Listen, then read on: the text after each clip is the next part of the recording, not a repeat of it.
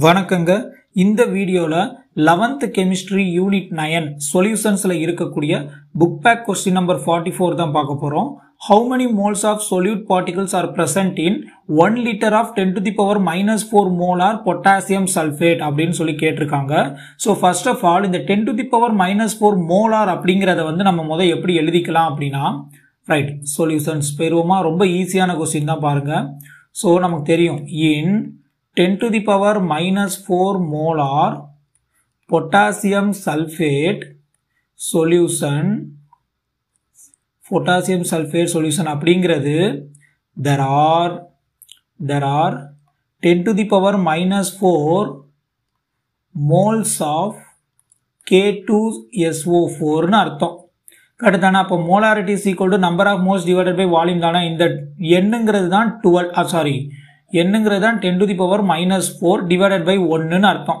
அடுத்தது அப்போ potassium சல்பேட்டோட number of moles தெரிஞ்சிருச்சா? அப்போ ஒரு K2SO4 நீங்க பிரிச்சீங்கன்னா 1 மோல் K2SO4 நீங்க பிரிச்சீங்கன்னா என்ன வரும்?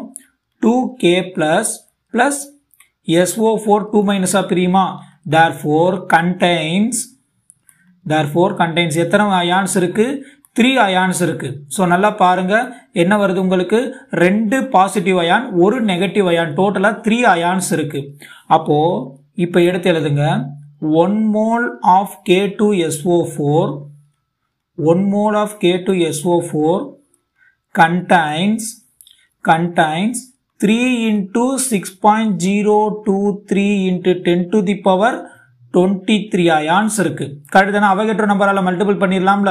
சோ 3 அயான்ஸ் வந்து அதாவது டோட்டலா வந்து அவகேட்ரோ நம்பரால மல்டிபிள் பண்ணக்கூடிய அத்தனை அயான்ஸ் இருக்கு. therefore எவ்வளவு மோல்ஸ் கொடுத்திருக்காங்க? 10 to the power minus 4 moles. 10 to the power minus 4 moles of K2SO4 contains என்ன பண்ணிடலாம்? அப்படியே இந்த நம்பரால மல்டிபிள் பண்ணிடலாமா? அப்போ 3 into 6.023 into 10 to the power 23 into 10 to the power minus 4 ஆல மல்டிபிள் பண்ணிருங்க. minus 4 ions. கரெக்டா?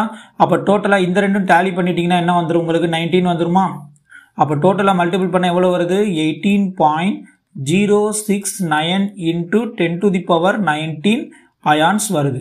So this is the answer of this question. Thank you.